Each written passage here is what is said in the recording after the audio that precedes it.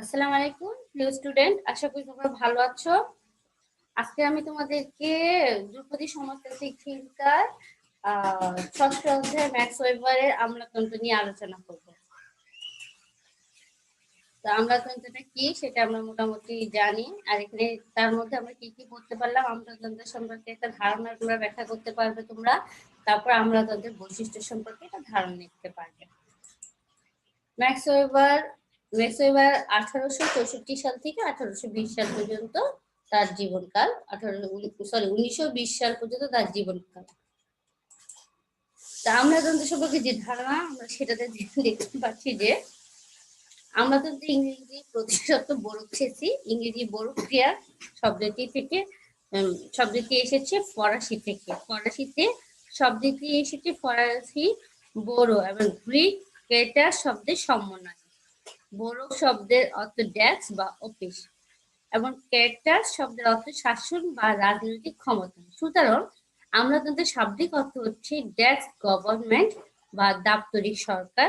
আক্ষরিক অর্থে আমলাতন্ত্র বলতে বোঝায় আমলা বা প্রশাসনিক কর্মকর্তাদের শাসন। বাস্তবে আমলারা পরস্পর সুশৃঙ্খলভাবে সংযুক্ত এবং রাজনৈতিকভাবে নিরপেক্ষ থেকে দায়িত্ব পালন করেন। জার্মান সমাজবিজ্ঞানী ম্যাক্স ওয়েবার সর্বপ্রথম লিগ্যাল অ্যান্ড রেশনাল মডেল মানে আদর্শ যুক্তিক এবং আদর্শ নমুনা তৈরি করেছেন, যেটাকে আমরা বাংলায় বলি আর কি। লিগ্যাল অ্যান্ড রেশনাল মডেলকে আমরা আদর্শ যুক্তিক নমুনা বলা হয়ে থাকে। এর মাধ্যমে আমলাতন্ত্রকে উপস্থাপন করেছেন। অর্থাৎ ম্যাক্স ওয়েবারকে আমরা কি বলছি, ম্যাক্স ওয়েবারকে আদর্শ আমলাতন্ত্রের উদ্ভাবক বলা হচ্ছে। তো আমরা এটা সম্পর্কে আমাদের যদি 1 নম্বরের প্রশ্ন আসে কিংবা 4 নম্বরে আসে কিংবা 10 নম্বরে আসে, মানে ক খ গ যে বিভাগ থেকে প্রশ্ন আসুক না কেন, আমাদেরকে যদি আমলাতন্ত্র নিয়ে আলোচনা করতে হয় তাহলে আমরা এটা বলতে পারলাম যে আমলাতন্ত্র একটা ধারণা সম্পর্কে আমরা ধারণা নিলাম। এখন সেটা হলো যে আমলাতন্ত্র বলতে বোঝায় আমরা প্রশাসনিক কর্মকর্তাদের শাসন ব্যবস্থা যা বাস্তবে পরস্পর সুশৃঙ্খলভাবে সংযুক্ত এবং রাজনৈতিকভাবে নিরপেক্ষ থেকে দায়িত্ব পালন করেন, সেটাকে বোঝানো হচ্ছে। তা ম্যাক্স ওয়েবার ছাড়া অনেক পণ্ডিত আমলাতন্ত্রকে সংজ্ঞায়িত করেছেন। জন ফিফকন এবং রবার্ট প্রেসার বলেছেন আমলাতন্ত্র হচ্ছে বিভিন্ন ব্যক্তি ও তাদের কর্মকাণ্ডের এমন কাণ্ডকে এমন এক পদ্ধতি সংগঠিত করা যা সুশৃঙ্খলভাবে গোষ্ঠীর উদ্দেশ্য অর্জনে সক্ষম হয়। অর্থাৎ এখানে কি বলা হচ্ছে, আমলাতন্ত্র এমন একটা ব্যক্তি, বিভিন্ন ব্যক্তি, আমলাতন্ত্রে বিভিন্ন ব্যক্তি থাকবে, তাদের কর্মকাণ্ড থাকবে এমন একটা পদ্ধতি, একটা প্রক্রিয়া যেখানে সবাই সংগঠিত হয়ে থাকে সুসংগতভাবে একটি উদ্দেশ্য সাধনে উদ্দেশ্য অর্জন করতে পারে, উদ্দেশ্য সাধন করার উদ্দেশ্যে সংঘবদ্ধ হয়।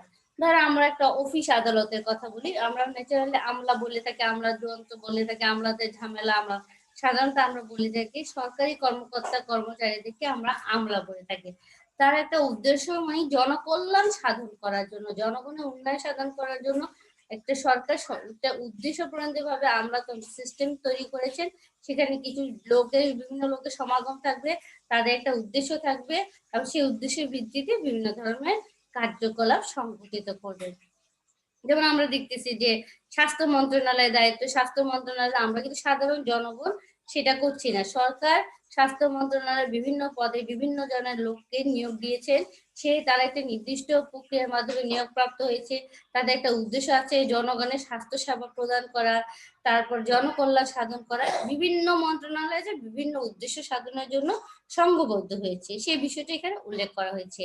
অধ্যাপক S.E. ফাইনার্স বলেছেন আমলাতন্ত্র একটি স্থায়ী বেতনভুক্ত ও দক্ষ চাকরিজীবী শ্রেণী।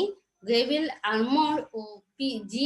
পাওয়েলের মতে আমলাতন্ত্র বলতে একটি ব্যাপক সংগঠনকে বোঝায় যার মাধ্যমে শাসক বর্গ নিজেদের সিদ্ধান্তকে কার্যকর করার চেষ্টা করে। যেটা আমি আগে বলেছি, আমরা একটা ব্যাপক একটা সংগঠন, আমলাতন্ত্র একটা সংগঠন, যেমন ধরো স্বাস্থ্য অধিদপ্তর, স্বাস্থ্য মন্ত্রণালয়, তারপরে রোড এন্ড সড়ক পরিবহন মন্ত্রণালয়, মৎস্য মন্ত্রণালয়, বিভিন্ন দেশে, প্রত্যেকটা দেশে বিভিন্ন সংগঠন, তো বিভিন্ন দেশে বিভিন্ন ধরনের মন্ত্রণালয় রয়েছে। সেই মন্ত্রণালয়গুলিকে উদ্দেশ্য সাধন করে জনকল্যাণ সাধন করা। অধ্যাপক ফিফা বলেছে আমলাতন্ত্র একটি স্থায়ী বেতনভুক্ত এবং দক্ষ চাকরিজীবী শ্রেণী।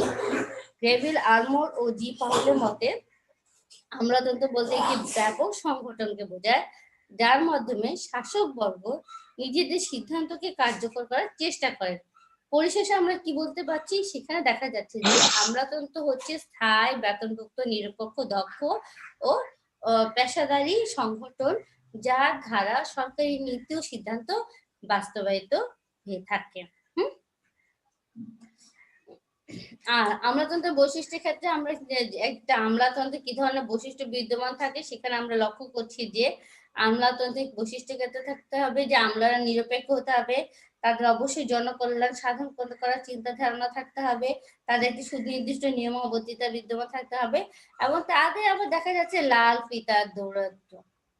এই জিনিসটা আমলাদের জন্য ভয়ঙ্কর একটা জিনিস, সেটাই বেশি কার্যকর হয়ে থাকে। আমলা নিরপেক্ষ হোক আর না হোক, জনকল্যাণ করুক না করুক, নিয়মবর্তিতা করুক না হোক, তারা কিন্তু প্রতিটা কাজের অনেক লেন্দি দীর্ঘমেয়াদী করে থাকে। সেটা তাদের বৈশিষ্ট্য অন্যতম একটা প্রকটভাবে আমরা সেটা লক্ষ্য করতে পারি।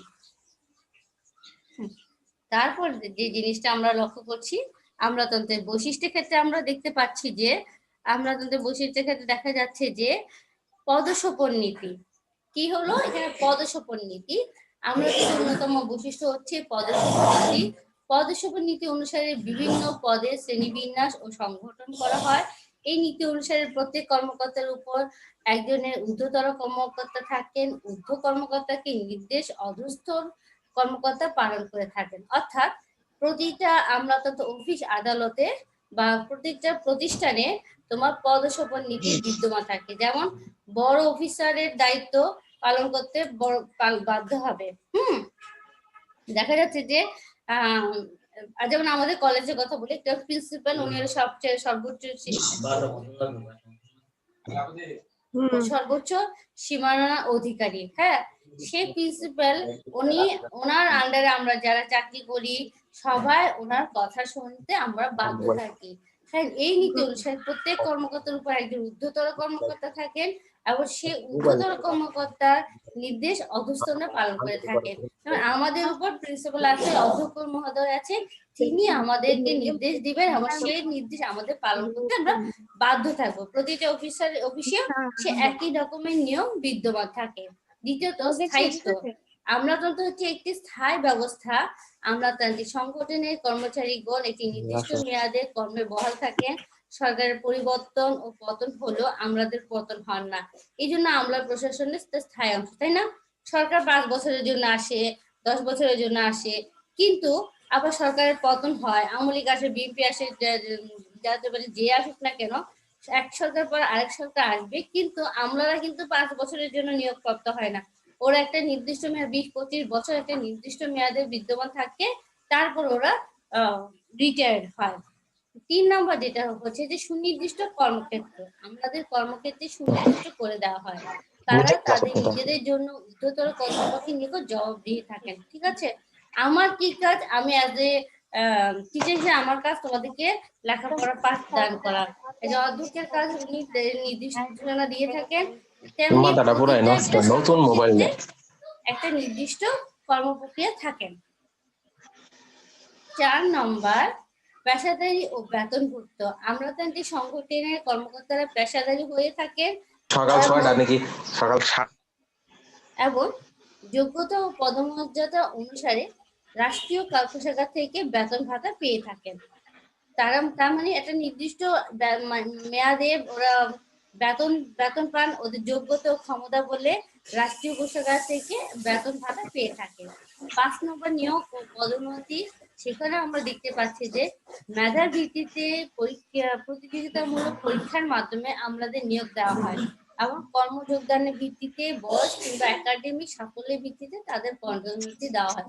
তার মানে আমরা কি দেখছি, বিশেষ পরীক্ষা, বিশেষ সরকারি চাকরি করা, বিশেষ পরীক্ষা, এখানে আমরা কি লক্ষ্য করছি? এখানে আমরা দেখতে পাচ্ছি যে একটা নির্দিষ্ট পরীক্ষার মাধ্যমে বিশেষ কিভাবে হয় বা সেখানে আমরা কিভাবে তৈরি, একটা নির্দিষ্ট এক্সাম দিতে হয়, তারপর সেখানে দেখতে হয় যোগ্যতার ভিত্তিতে, ক্ষমতার মানে যোগ্যতার ভিত্তিতে একাডেমিক শিক্ষার ফলে আমি যা ইন্টার পাস করলাম, আমি এসএসসি পাস করলাম, সেটা কোনো ব্যাপার না, সেটাতে আমি বিশেষ পরীক্ষা দিতে পারবো না, আমার মাস্টার্স পাস করতে হবে, বিএসএস পাস করতে হবে, দেন আমি এক্সাম দেওয়ার যোগ্যতা অর্জন করলাম। তার মানে কি নিয়োগ ও পদোন্নতি, সেটা আমাদের একটা নির্দিষ্ট নিয়োগ থাকবে, নির্দিষ্ট প্রতিযোগিতামূলক পরীক্ষার মাধ্যমে তারা নিয়োগপ্রাপ্ত হবে এবং তাদের কর্মে যোগদানের ভিত্তিতে বয়স কিংবা একাডেমিক সাফল্যের ভিত্তিতে তাদের পদোন্নতি দেওয়া হয়ে থাকে। 6 নিরপেক্ষতা। আমলাতন্ত্র হচ্ছে একটি নিরপেক্ষ শাসন ব্যবস্থা, দলীয় মনোভাব পরিত্যাগ করে জনগণের সেবা করে তাদের দায়িত্ব। আমলারা দলীয় রাজনৈতিক মিটিং চলতেছে, নিরপেক্ষভাবে কাটিস না মিটিং কাটিস না। সরকারি নীতি বাস্তবায়ন করে থাকে।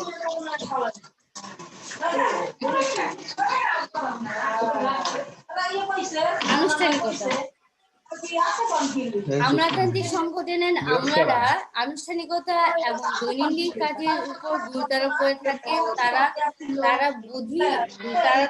বিভিন্ন রকমের মোতাবেক যথাযথ নিয়ম সবকিছু করে থাকেন, বিধি মোতাবেক সংগঠনের দায়িত্ব পালন করে থাকেন।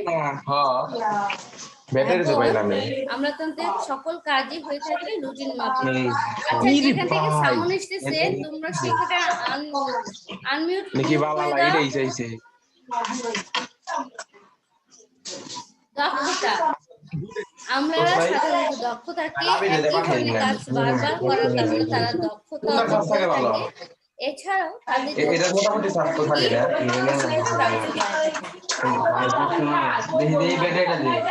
নিয়মাবলীতে দেখা যাচ্ছে যে আমলাতন্ত্রগণ প্রশাসনিক কাজে নিরবিচ্ছিন্নতা বজায় রাখেন, প্রশাসনিক শাসন ব্যবস্থায়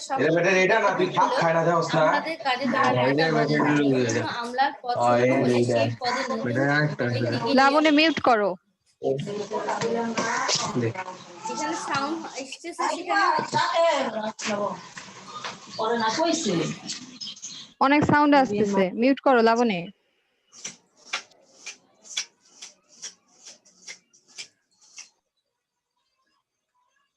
তারপর আমলাদের ব্যাপারে দেখা গেল যে আমরা দেখতে পাচ্ছি যে আমরা কি হচ্ছে পদশপথ নিতে তো আমরা পড়লাম, আনুষ্ঠানিকতা দেখলাম। তারপর 8 নম্বর দেখতে বললাম যে দক্ষতা। আমরা সাধারণত দক্ষ, একই ধরনের কাজ বারবার করার কারণে তারা দক্ষতা অর্জন করেছেন। এছাড়াও তাদের জন্য সময়োপযোগী প্রশিক্ষণের ব্যবস্থা থেকে থাকে। মানে আমরা কিন্তু আমরা দেখি যারা সরকারি কর্মকর্তা কর্মচারীভুক্ত তারা বিভিন্ন বছর বিভিন্ন ভাবে বিভিন্ন মেয়াদে তারা বিভিন্ন রকমের প্রশিক্ষণ নিয়ে থাকে, নিয়ে দক্ষতা অর্জন করে জনকল্যাণের জন্য সেটা মানে সেই কাজটা সেই দক্ষতাটা ব্যয় করেন। এই ধরনের কাজ করে বারবার তারা দক্ষতা অর্জন করে থাকে এবং সমযোপযোগী প্রশিক্ষণ ব্যবস্থা করা হয়ে থাকে। 9 নম্বর যেটা দেখা যাচ্ছে যে নিরবিচ্ছিন্নতা। আমলাগণ প্রশাসনিক কাজে নিরবিচ্ছিন্নতা বজায় রাখেন। গণতান্ত্রিক শাসন ব্যবস্থায় সরকার পতন হলেও আমলাদের কাজে ধারাবাহিকতা বজায় থাকে। কোনো আমলাদের পদ শূন্য হলে সেই পদ নতুন ব্যক্তিকে নিয়োগ দিয়ে কাজের গতিশীলতা রক্ষা করা হয়ে থাকে। অর্থাৎ সব কাজে একটা নিরবচ্ছিন্ন ভাবে মানে স্মুথলি একটা কাজ সম্পাদন করার জন্য সর্বদা একটা নির্দিষ্ট নিয়ম বিধি বিধান আমরা লক্ষ্য করতে পারছি।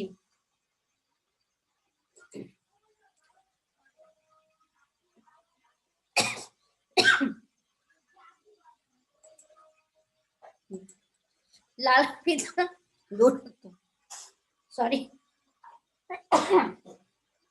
লাল ফিতার দূরত্ব আমলাতন্ত্রের অন্যতম একটি বৈশিষ্ট্য। লাল ফিতার দূরত্ব বলতে কঠোর নিয়ম নীতির মাধ্যমে প্রশাসনিক কার্যক্রম পরিচালনা করাকে বোঝায়। এতে ফাইল বা নথি দীর্ঘ সময় বন্ধ হয়ে থাকে। আমি সেটা আগেই বলেছি যে আমলারা নিরপেক্ষতা, জনকল্যাণ সাধন, নিয়মাবর্তিতা এটা হোক আর না হোক ওদের মধ্যে লাল ফিতার দূরত্বটা অতিমাত্রায় লক্ষ্য করা যায়। এটা তাদের বৈশিষ্ট্যের মধ্যে একটা অন্যতম বৈশিষ্ট্য। সাপোজ আমি বলে আমার বাসায় মিটার লাগাবো, আচ্ছা 2 মাস হয়ে গেছে, সরকারি নিয়ম অনুযায়ী মিটার লাগাতে হবে তোমার 15 দিনের মাথায় একটা বাধ্য থাকবে মিটার লাগানোর জন্য, অথচ আমার 2 মাস হয়ে গেছে এখনো মিটার আসেনি। মানে এটা হলো শুধু এইটা না, সরকারের প্রতিটা কর্মক্ষেত্রে দেখা যাচ্ছে আমলাদের ক্ষেত্রে লক্ষ্য করলে আমরা দেখতে পাই যে সেখানে লাল ফিতার দূরত্বটা অতিমাত্রায় লক্ষ্য করা যায়। সুতরাং আমরা দেখতে পাচ্ছি যে জনগণ স্বাভাবিক সময়ে সেবা প্রাপ্তি থেকে বঞ্চিত হয় এবং কাজের গতিশীলতা কমে যায়। পরিশেষে বলা যায় আমলাতান্ত্রিক সংগঠনের বহুমুখী বৈশিষ্ট্যের অধিকারী রয়েছে। সরকারি নীতি ও কর্মসূচি দল নিরপেক্ষভাবে বাস্তবায়ন করাই হলো আমলাদের মূল দায়িত্ব। প্রশাসনের ধারাবাহিকতা রক্ষা করে আমলারা জনগণের সার্বিক কল্যাণ সাধন করে থাকে। তারপর আমি বলবো যে লাল ফিতার দৌরত্ব হোক আর যাই হোক না কেন, অবশেষে আমলারাই আমাদের কাজগুলি সম্পাদন করে থাকে।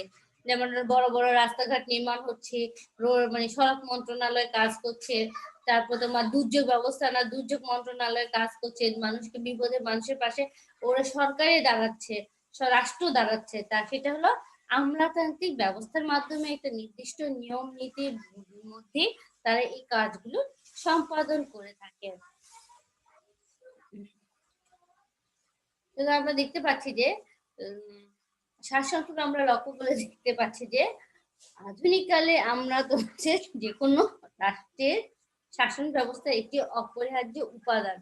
ঠিক আছে, আমরা এটা সবাই বলতে পারবো যে আসলে রাষ্ট্রের শাসন ব্যবস্থাতে আমলারা একটা গুরুত্বপূর্ণ ভূমিকা পালন করে থাকি। যে আমলারা না থাকলে এই কাজ করা সম্ভব হতো না। তারা নিয়মবর্তিতার মাধ্যমে একটা নির্দিষ্ট নিয়মের মাধ্যমে নিয়োগ প্রাপ্ত হচ্ছে পদ, একটা তার যোগ্যতা ও শিক্ষাগত যোগ্যতার ভিত্তিতে সে এক একজন এক একটা পদে নিয়োগ প্রাপ্ত হচ্ছে। ঊর্ধ্বতর কর্মকর্তার কথা অধস্তনরা পালন করতে বাধ্য হচ্ছে। তারপর সাধারণত আমলাতন্ত্র বলতে প্রশাসন ব্যবস্থা এবং প্রশাসনিক সংগঠনের সাথে যুক্ত স্থায়ী বেতনভুক্ত দক্ষ পেশাদার কর্মকর্তাদেরকে বোঝাচ্ছে। বুঝতে পেরেছি? ক্লিয়ার? আমরা 1 নম্বরের প্রশ্ন আসলে আমরা এই সারসংক্ষেপটাই আমরা বলতে পারবো যে বা আমলাতন্ত্র হচ্ছে রাষ্ট্রের শাসন ব্যবস্থা একটা অপরিহার্য উপাদান। কেননা আমলারা না থাকলে জনকল্যাণ জনসাধারণ করা নিয়ম অবতীর্ণ হওয়া এসব সম্ভব হতো না। সেটা একটা গুরুত্বপূর্ণ উপাদান। তারপরে দেখা যাচ্ছে সাধারণত আমলাতন্ত্র বলতে প্রশাসন ব্যবস্থার প্রশাসনিক সংগঠনের সাথে সংযুক্ত স্থায়ী বেতনভুক্ত দক্ষ ও পেশাদার কর্মকর্তাকে নিয়োগ করা হচ্ছে। আমলারা সরকারি নীতিসমূহ বাস্তবায়ন করে থাকেন। হ্যাঁ, আমরা 2021 সাল নাগাদ বা 2024 সাল নাগাদ আমরা পাতার মেট্রো লাইন তৈরি করব, রোড এন্ড হাইওয়ে তৈরি করব, এটা তৈরি করব, ওটা পদ্মা সেতু এত সব সাল নাগাদ এটা শেষ হবে। সবকিছুই কিন্তু সরকার একটা নীতি করে দিয়েছে, আর সেগুলি বাস্তবায়ন কারা করে থাকে? সেগুলি বাস্তবায়ন করে থাকে আমলারা। আমলারা সরকারের স্থায়ী কর্মকর্তা যাদের মেধার ভিত্তিতে নিয়োগ দেওয়া হয়। আমলা পদস্থাপন ভিত্তিক এমন রুটিন মাফিক কাজের পাশাপাশি রাজনৈতিক নেতৃত্বকে আইন প্রণয়নের সহায়তা ও পরামর্শ প্রদান করে থাকে।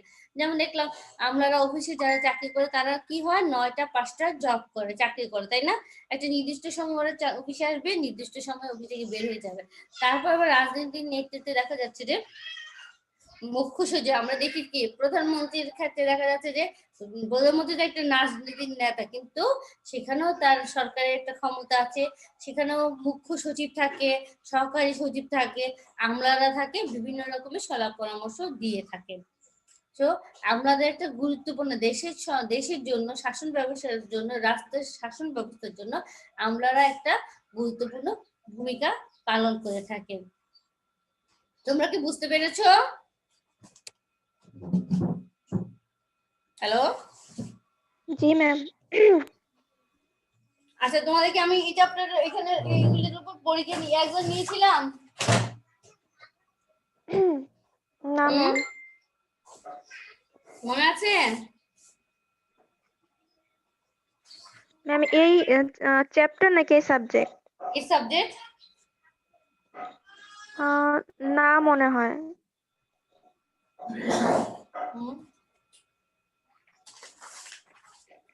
আমি গত ক্লাসে তোমাদেরকে মনে হয় পড়িয়েছিলাম আমরা তোমাদের ওইবারে কর্তৃত্ব নিয়ে পড়িয়েছি।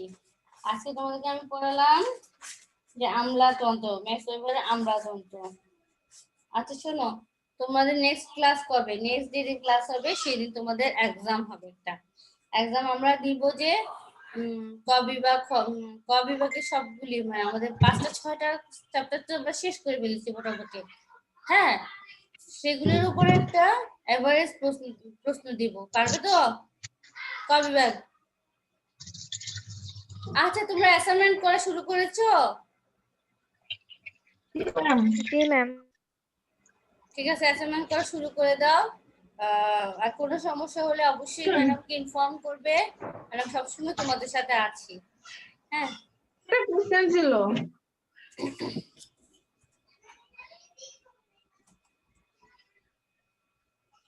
ঠিক আছে, তাহলে তোমরা ভালো থেকো। ম্যাম, বলো। ওই যে সামাজিক